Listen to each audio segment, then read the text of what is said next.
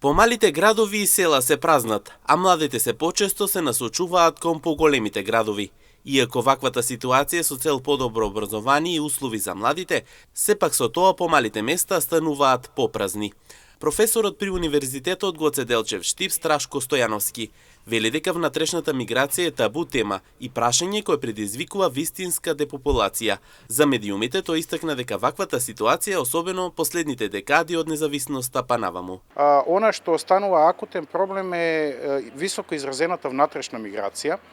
и зголемувањето на трендовите за образовна миграција, односно студирање во средни или на секундарно или на терцијално ниво или на ниво на универзитет, надвор од градовите во кои што се наоѓаат младите, особено во овие региони кои што се наш таргет, односно наш предмет фокус на истражување, тоа се централните и источните региони на Република Македонија. Внатрешната миграција е речиси не се дискутира, речиси табу,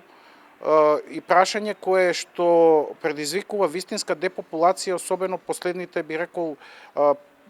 неколку декади од независноста навака, се разбира и претходно постоеле трендови, меѓутоа,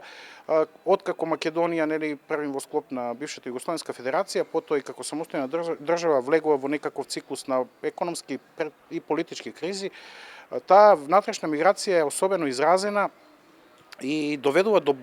депопулација на регионите од источните делови. Според Стојановски мора да се зборува за децентрализација, додавајќи дека данокот на додадена вредност треба да се зголеми од 6 на 20%, да се размислува на среден рок да достигне до 1/3, а на долг рок да се зголеми до дури 50%, додава тој. Мораме да зборуваме за децентрализација која што ќе ги зајакне општините, ќе ги зајакне капацитетите на градоначалниците и се разбира финансиска децентрализација. Го спомнувам пак како пластичен пример, иако е табу, иако свесен сум дека никој не го регистрира ова како предлог, мора данокот на додадена вредност, например, да се зголеми од 6 на 20% и тоа може да се направи, има модели, може да се направи без фискални импликации на централно ниво